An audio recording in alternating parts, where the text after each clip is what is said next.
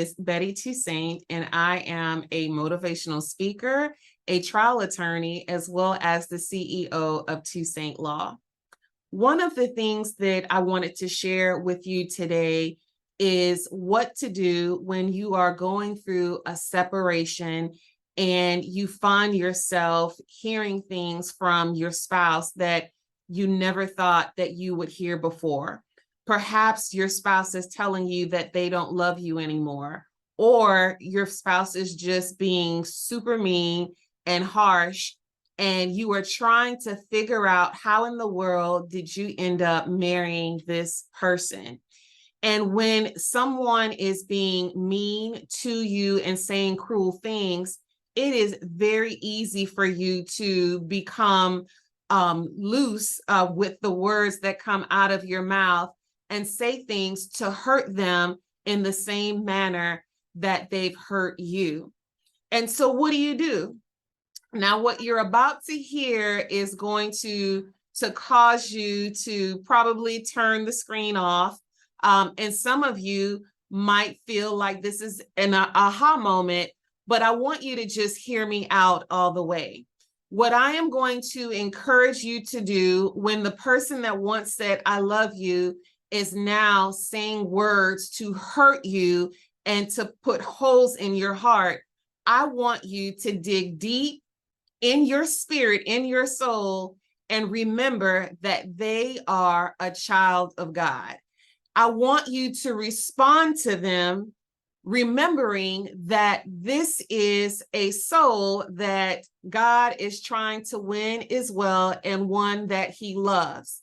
And then I want you to respond to them in the way that you know that God responds to you when you're not at your best, when you are at your worst. And that takes a lot of character to be able to treat someone in a way that allows them to remain whole, considering that that's not how they're treating you. But once you do that, you will, as the Bible say, heap coals, on them, or do more damage to them in that way, because people don't expect you to be kind when they're being mean. But in doing that, you preserve whatever relationship you may have in the future, because separation is not the same as divorce. And so I want you to just remember that emotions, they change. 1 minute, you might be in love, and then the next minute you might be experiencing hate. But if you damage the other person during this season in a way that doesn't allow them to be able to come back from this experience, then you may end up doing more harm to your own life. And so I know it's a lot, but really reflect before you speak. Think through your response, and remember that you're not the only person that's hurting in this separation. The other spouse is hurting as well, but the way that they might be responding to that hurt might not be what you want to see or hear. But remember that things change once both individuals are able to heal. And so don't do damage to the other person.